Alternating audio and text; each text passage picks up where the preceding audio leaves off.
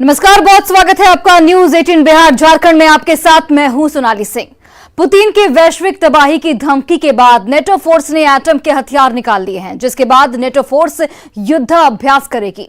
उधर रूस में परमाणु युद्ध की तैयारियां शुरू हो चुकी हैं। पुतिन की ऑर्डर पर रूस के एरो सिस्टम को अलर्ट मोड पर रखा गया है। इसके साथ ही यूरोप में बना परमाणु युद्ध का माहौल बेहद गंभीर है। इसके नतीजे आखिर क्या हो सकते हैं, इसे समझने के लिए इस रिपोर्ट को देखिए।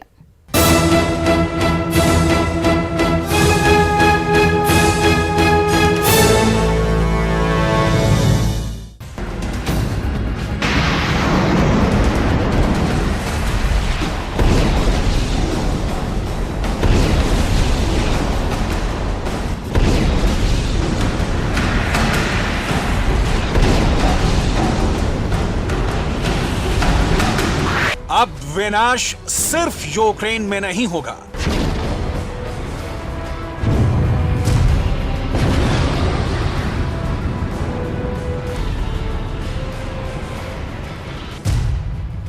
यूरोप के देशों में परमाणु खतरा,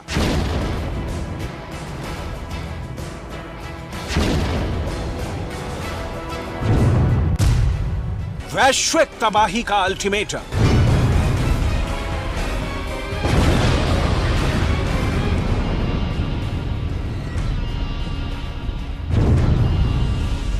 यूरोप को हाफ कर देंगे पुतिन।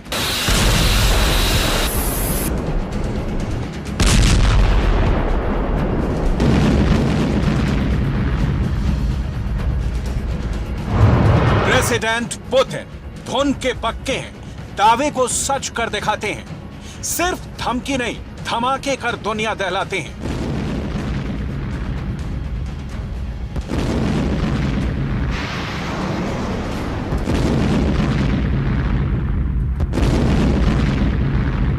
उन्होंने नया प्रण लिया है। पुतिन ने अमेरिका का घमंड चूर चूर करने का ऐलान किया है। इसके लिए अब उन्हें चाहे एटम बमों का पूरा गोदाम ही क्यों ना बर्बाद करना पड़े। मगर हैरानी की बात यह है कि इस दफे पुतिन से ज्यादा नेटो फोर्स एटमी युद्ध को उतावली नजर आ रही है।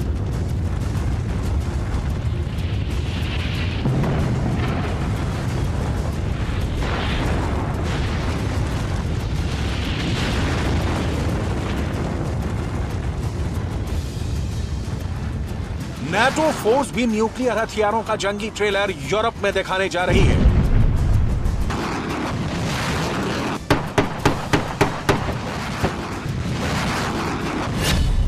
इसे क्या समझा जाए? क्या परमाणु युद्ध का सायरन बजा? पुतिन ने एटमी हथियार निकाले, नेटो फोर्स एटम बम के साथ आए, यूरोप में होगी न्यूक्लियर टक्कर। अब अमेरिका से भिड़ेगा रूस, तीसरे विश्व युद्ध के गुट बने।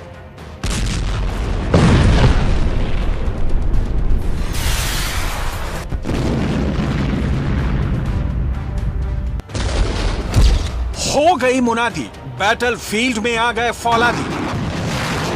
इस बार युद्ध के हथियार वैश्विक तबाही के हैं। वो बम जो फटता है तो त्राहिमाम मच जाता है, जिसके जद में आने पर इंसान भाप बन जाता है। धरती पर प्रलय लाने वाले हथियारों की नुमाइश शुरू हो चुकी है।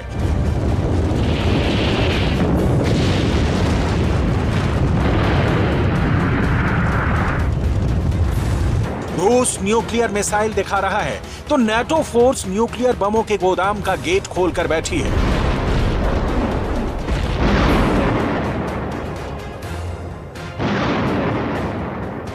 आखिर यूक्रेन युद्ध में ऐसा क्या हुआ? क्यों सीधी लड़ाई में अमेरिका उतरने को बेताब है?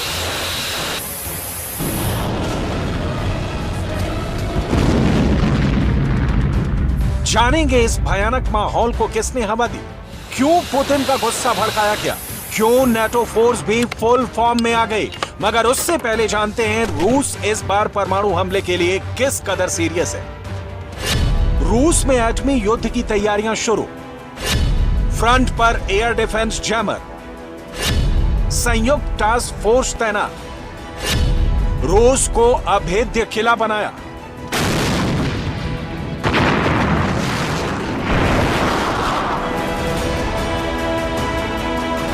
जिस दिन का इंतजार कर रहे थे पुतिन, इतनी भीषण लड़ाई जिस वजह से लड़ी जा रही है, रूस को अमेरिका को सबक सिखाने का वो बहाना मिल गया है। आखिरकार उस मोड़ पर प्रेसिडेंट पुतिन पहुंच ही गए जहां अब मुकाबला सुपर पावर से है।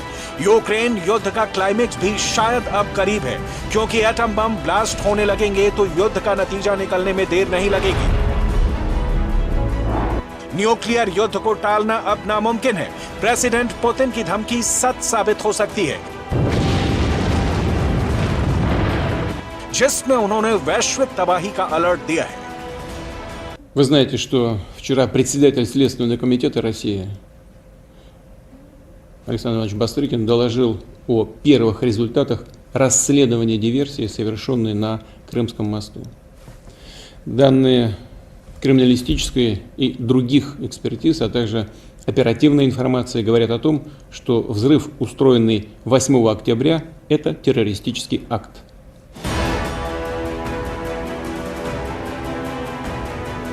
पुतिन की बातों से साफ है कि रूस से जो अब टकराएगा उसे एटम बमों से बेदम कर दिया जाएगा।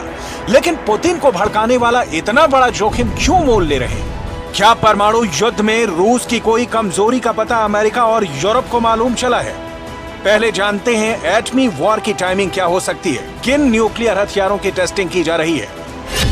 नेटो फोर्स स्टीड फास्ट नून युद्ध अभ्यास शुरू करेगी। जंगी रिहर्सल में परमाणु युद्ध का अभ्यास किया जाएगा। नेटो के 14 देश इस युद्ध अभ्यास में हिस्सा ले रहे हैं। इस वॉर ड्रिल में 60 लड़ाकू विमान हिस्सा लेंगे, जो बेल्जियम, उत्तरी सागर और ब्रिटेन के ऊपर उड़ान भरेंगे।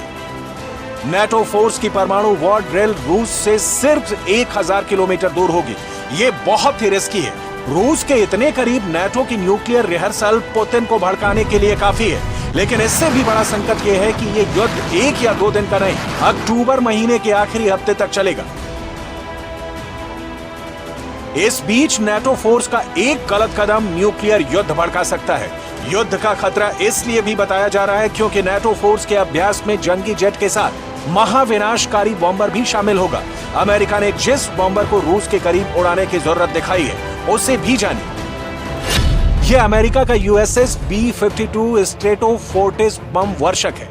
यूएस B-52 बम वर्षक विमान ने पहली उड़ान 1950 के दशक में भरी थी। B-52 बॉम्बर एक बार में 70,000 पाउंड के पेलोड को लेकर 12,874 किलोमीटर तक की दूरी तक उड़ान भर सकता है। यह बॉम्बर अपने एक हमले में किसी बड़े शहर को तबाह करने की क्षमता रखता है। यह बॉम्बर परमाणु बम गिराने की भी ताकत रखता है। B-52 बॉम्बर को अमेरिकी वायुसेना के सबसे बड़े लड़ाके का खिताब दिया जाता है। हाल ही में इस बॉम्बर ने अफगानिस्तान युद्ध में कहर बरपाया था। तालिबान ने जब जावजान की प्रांतीय राजधानी शेबेरगन शहर पर कब्जा कर लिया था, तब अमेरिका ने B-52 से बमबारी की थी। अमेरिका के उस हवाई हमले में 200 तालिबानी मारे गए थे। वहीं 100 से ज्यादा वाहन, बड़ी मात्रा में गोला बारूद भी बर्बाद हुआ था। B-52 को अमेरिका ने यूक्रेन युद्ध के दौरान भी कई दफे रूस के करीब भेजकर अपनी मौजूदगी का एहसास करवाया है। बीते अगस्त महीने में अमेरिकी बॉम्बर का बारूदी अवतार स्वीडन में दिखा था। स्वीडन के नॉरबॉटन काउंटी में अभ्यास के दौरान यूएस B-52 स्ट्रेटोफोर्टिस बम वर्षकों ने फायरिंग रेंज में स्थित लक्ष्यों पर बम गिराए थे। स्वीडिश धरती पर इस तरह का अभ्यास पहली बार किया गया था। उस अभ्यास में अमेरिका के 2 B-52 बम वर्षकों ने हिस्सा लिया था, जिनकी हवाई सुरक्षा में स्वीडिश वायुसेना के साथ JSS-39 ग्रिपेन लड़ाकू विमानों को तैनात किया गया था। B-52 ने कुल 3 बम गिराए, जिन्होंने पहले से निर्धारित लक्ष्यों को सफलतापूर्वक हिट किया। अमेरिका अपने बॉम्बर को बार बार रूस के नजदीक ले जाकर यह साफ कर रहा है कि उसे रूस को निशाना बनाने में वक्त नहीं लगेगा। उधर रूस भी इस खतरे को भांपते हुए न्यूक्लियर हमले से निपटने की तैयारी कर रहा है। इस तस्वीर में रूसी सोल्जर के पीछे दिख रहा हेलीकॉप्टर उसी तैयारी का हिस्सा है। यह रूस का अत्याधुनिक Mi-8 MTPR-1 electronic warfare helicopter है। यूक्रेन मोर्चे पर ऐसे हेलीकॉप्टरों की तैनाती कर दी गई है। Mi-8 MTPR-1 की EW प्रणाली 100 किलोमीटर दूर दुश्मन की शनाख्त कर लेती है। इस हेलीकॉप्टर का सेंसर सिस्टम बहुत मजबूत है। इसका सिस्टम रेडियो फ्रीक्वेंसी आधारित हथियार प्रणालियों का मुकाबला करते हैं।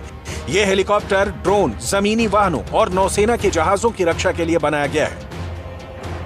रूस की सेना इस फाइटर हेलीकॉप्टर को जंग के दौरान कई बार मोर्चे पर ला चुकी है, लेकिन इस बार मामला बेहद सीरियस है, क्योंकि न्यूक्लियर युद्ध का राग एक तानाशाह भी अलाप रहा है। ये कोई और नहीं, प्रेसिडेंट पुतिन का जिगरी यार बेलारूस का तानाशाह लुकाशेंको है। अलेक्जेंडर लुकाशेंको ने यूक्रेन और पश्चिमी देशों को रूस को अलग थलग नहीं करने की चेतावनी दी है। लुकाशेंको ने साफ किया है कि पुतिन परमाणु हथियार का इस्तेमाल कर सकते हैं। लुकाशेंको ने बेलारूस की समाचार एजेंसी को इंटरव्यू देकर रूस को हाशिए पर धकेलने की साजिश को दुनिया के लिए खतरा बताया है। लुकाशेंको की इन बातों को बाइडेन समेत यूरोपीय लीडर बेहद गंभीरता से ले रहे हैं, जिसमें लुकाशेंको ने कहा, रूस ने अपनी स्थिति स्पष्ट कर दी है। भगवान न करें कि किसी रूसी क्षेत्र पर कोई हमला हो। यदि ऐसा होता है तो रूस सभी प्रकार के हथियारों का इस्तेमाल कर सकता है। हम पुतिन के सैन्य फैसलों में कोई दखल नहीं देंगे। लेकिन उनके इन बयानों ने हालात की गंभीरता को साफ किया है। लुकाशेंको की धमकी ऐसे वक्त में आई है जब ज़ेलेंस्की फास्ट ट्रैक से नाटो की सदस्यता की डिमांड कर रहे हैं। रूस ये पहले से साफ कर चुका है कि यूक्रेन का नाटो सदस्य बनना तीसरे विश्व युद्ध का आगाज होगा। इसे इसलिए भी तय माना जा रहा है क्योंकि रूस और अमेरिका में बातचीत की संभावना ना के बराबर बची है। हाल ही में पुतिन ने ये बयान देकर दुनिया को आगाह किया है कि वो अमेरिका के राष्ट्रपति जो बाइडेन से बातचीत की जरूरत नहीं समझते। जाहिर है, जब युद्ध का खात्मा बात से नहीं होगा तो नौबत क्या आनी है। अमेरिका और रूस में युद्ध की शुरुआत हुई तो सर्वनाश तय है, क्योंकि दोनों देशों के न्यूक्लियर हथियार इस धरती को बर्बाद करने के लिए काफी हैं। वैज्ञानिकों ने निष्कर्ष निकाला है कि अगर परमाणु युद्ध हुआ तो 45 मिनट के भीतर 31 लाख लोगों की जान जाएगी। युद्ध के पहले कुछ घंटों के भीतर कुल 900 लाख लोग मारे जाएंगे। वहीं स्विट्जरलैंड की agency international campaign to abolish nuclear weapon के मुताबिक एक परमाणु बम विस्फोट में लाखों लोगों की मौत हो सकती है।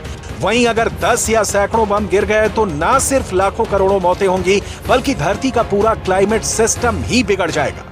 We must demand the immediate negotiation of a peaceful end to the war in Ukraine, or we will end up in World War III and there will be nothing left of our planet, all because stupid people didn't have a clue. They don't understand what they're dealing with, the power of nuclear they have. आधुनिक दौर का परमाणु युद्ध महाविनाश का ऐसा तांडव होगा जिसकी कल्पना भी किसी ने नहीं की होगी। परमाणु युद्ध के इस अंजाम को जानते बूझते हुए भी इसकी धौंस जमाई जा रही है। गनीमत इतनी सी है कि अब तक न्यूक्लियर हथियारों को सिर्फ धमकाने और धौंस जमाने भर के लिए ही इस्तेमाल किया गया है। जिस दिन इसके धमाके शुरू होंगे, अफसोस जताने वाले भी नहीं बचेंगे।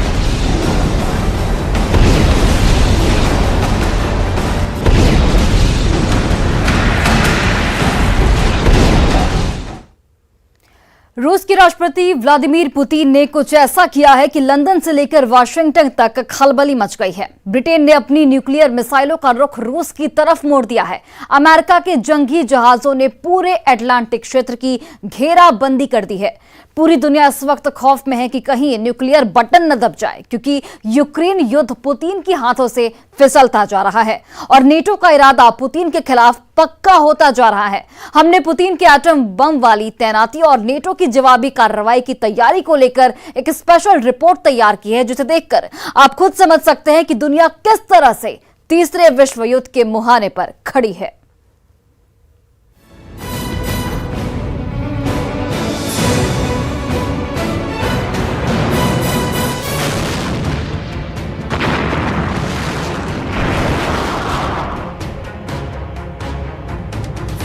पुतिन के 11 न्यूक्लियर बॉम्बर तैनात, नाटो बॉर्डर से सिर्फ 20 मील दूर, नॉर्वे की सीमा के बिल्कुल पास, रूस के Tu-160, Tu-95 तैयार, पुतिन के ऑर्डर का इंतजार। न्यूक्लियर बटन दबने वाला है।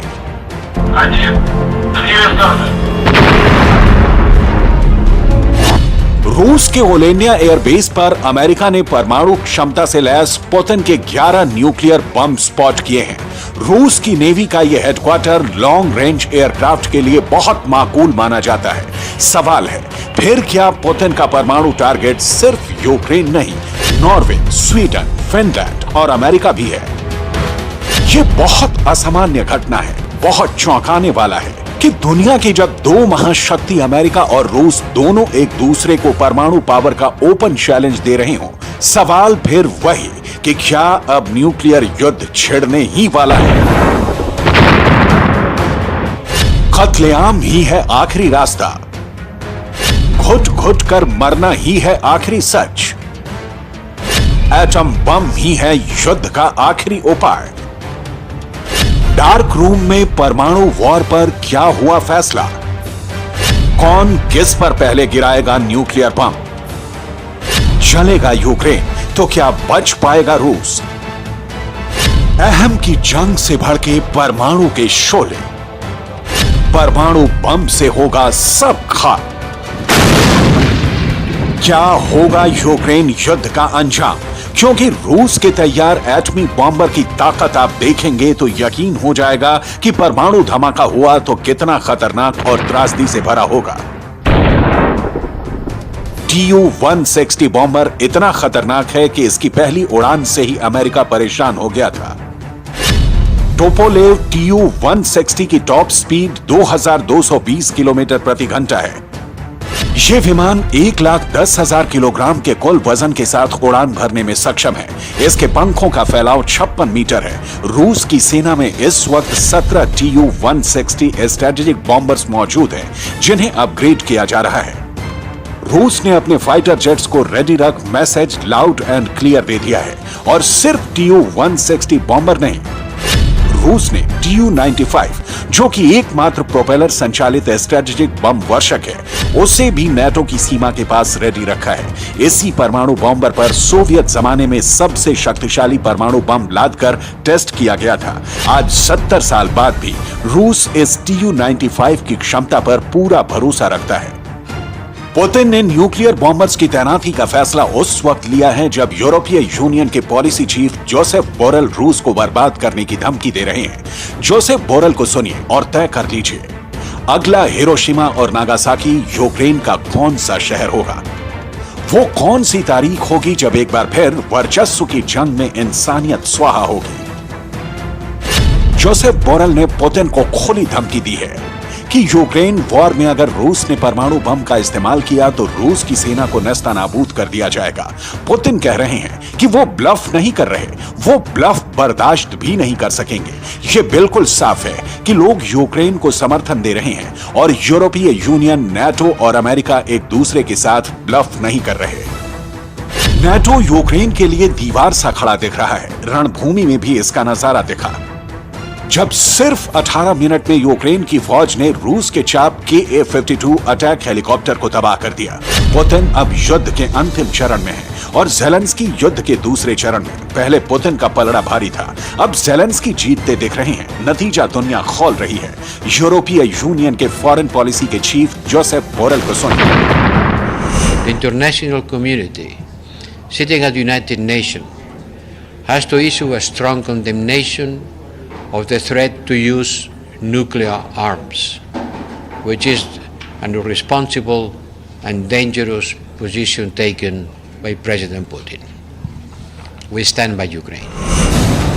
यूरोप की ताकतों ने सबसे ज्यादा यूक्रेन को मदद की है। ज़ेलेंस्की की सीने में शक्ति का तूफान यूरोप ने ही भरा है। युद्ध के इतिहास में ऐसा यदा कदा ही होता है कि इतना बड़ा कोई बाउंस बैक करे जैसा कि यूक्रेन की सेना ने किया। पुतिन के दिन और रात बेसब्री में कट रहे हैं। युद्ध भूमि से मिल रही खबरें मॉस्को की सियासी आसमान पर पुतिन के हार के नगमे सुना रही हैं। पुतिन बेचैन है। यूक्रेन वाली लड़ाई का मोर्चा प्रतिष्ठा वाले दलदल में तब्दील होता दिख रहा है। यूरोपियन यूनियन के रूस को बर्बाद करने के बयान के पहले पुतिन ने प्रचंड प्रताप के साथ न्यूक्लियर वॉर की धमकी दी थी। एक बार सुनिए पुतिन की लाल आंखों का रौद्र रूप। Граждане России могут быть уверены, территориальная целостность нашей Родины, наша независимость и свобода будут обеспечены. Подчеркну это еще раз. Всеми имеющимися у нас средствами. А те, кто пытаются шантажировать нас ядерным оружием, должны знать, что роза ветров может развернуться и в них. ये बयान ऐसे ही नहीं है, यूक्रेन में रूस के लिए उपजे संकट का नतीजा है। पुतिन के सामने जंग में सिमटते विकल्पों का प्रकटीकरण है। लेकिन हाय पुतिन के न्यूक्लियर थ्रेट से खौफ का माहौल नहीं, सिर्फ दोगुने जोश से लड़ने की फिक्र दिख रही है। ज़ेलेंस्की पग पीछे धरने की जगह और ज्यादा जोर से मैदान में ललकार रहे हैं। Були різні періоди, різні загрози, але Україна вистояла.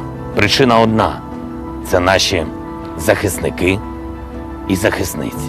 Це наш народ, який б'ється за своє право на життя на Русі, на Січі, у часи національно-визвольних змагань проти нацистської окупації і проти рашистів. ज़ेलेंस्की का युद्ध मैदान में जय जयकार पुतिन की चिंता की लकीरों को और गाढ़ा कर रही है। ज़ेलेंस्की के हर आने वाले बयान से पुतिन के दिमाग में न्यूक्लियर बम गिराने वाला विकल्प और मजबूत हो रहा है, क्योंकि जवाब सिर्फ ज़ेलेंस्की को नहीं देना है, जवाब जो बाइडेन को देना है, पूरी दुनिया को देना है। और फादर ऑफ द ऑल बम रखने वाला रूस सिर्फ न्यूक्लियर ब्लफ नहीं कर रहा।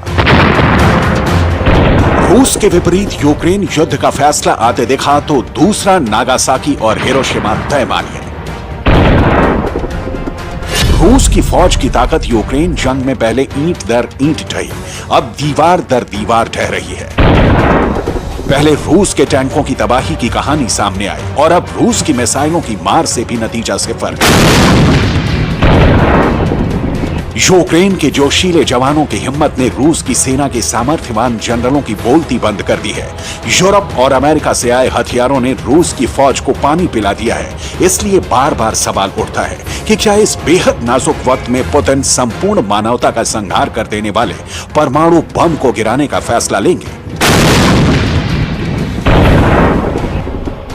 क्योंकि ब्रिटेन में नेटो ने रूस की ओर मुंह उठाए 60 एयरक्राफ्ट तैनात कर दिए हैं ताकि पुतिन के एटम बम गिराने की सूरत में तत्काल रूस को रौंद दिया जाए।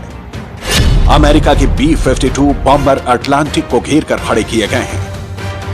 F-15 ईगल ब्रिटेन से उड़ान भरने के लिए तैयार खड़े हैं।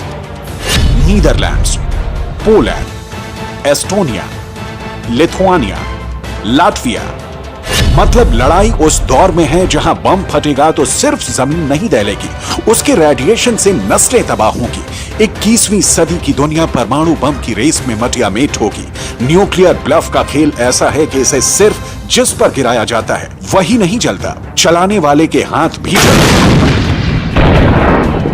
लेकिन ये समझे कौन? रूस के राष्ट्रपति व्लादिमीर पुतिन, अमेरिका के राष्ट्रपति जो बाइडेन, यूक्रेन के राष्ट्रपति वोलोदिमीर ज़ेलेंस्की। यूक्रेन युद्ध के 8 महीनों बाद हथियार पहले किसने चलाया, ये सवाल बेमानी हो चुका है। लिहाजा फैसला पहले किसका आता है, इस पर नजर है। लेकिन नेटो को भी एक बात याद रखनी चाहिए कि जिस एकता के दम पर वो दुनिया की सबसे बड़ी एटमी शक्ति रूस को धमकी दे रहा है, उसके संगठन में एकता है भी या नहीं, पहले चेक कर ले। क्योंकि फ्रांस यूएन का परमानेंट सदस्य है और उसके पास अमेरिका ब्रिटेन की तरफ वीटो की भी ताकत है। फ्रांस के राष्ट्रपति का बयान सुनिए। फ्रांस टैक्टिकल न्यूक्लियर स्ट्राइक से रूस को जवाब नहीं देगा, जैसा कि हमारा परमाणु हथियारों को लेकर सिद्धांत रहा है। एक पंक्ति का फ्रांस के राष्ट्रपति का यह बयान बहुत कुछ कहता है। ब्रिटेन की पुतिन को रोकने की उकताहट, जो बाइडेन की पुतिन को सबक सिखाने की बेसब्री और ज़ेलेंस्की को मिल रहे यूरोप से हथियारों की सीमा। ऐसे में परमाणु बम गिराने वाली गेंद पुतिन के पाले में दिखती है, क्योंकि यूक्रेन युद्ध में अंतिम फैसला कर घर वापसी उन्हीं को करनी है। और इसके लिए परमाणु हथियार के अलावा भी दूसरे विकल्पों पर विचार किया जाना चाहिए, क्योंकि ये युद्ध का काल नहीं, शांति की वेला है।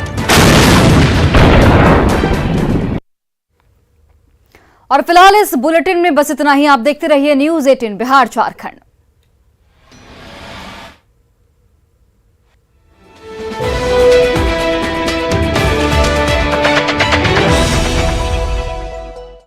में है, कारोबारियों को ये समझ में नहीं आ रहा था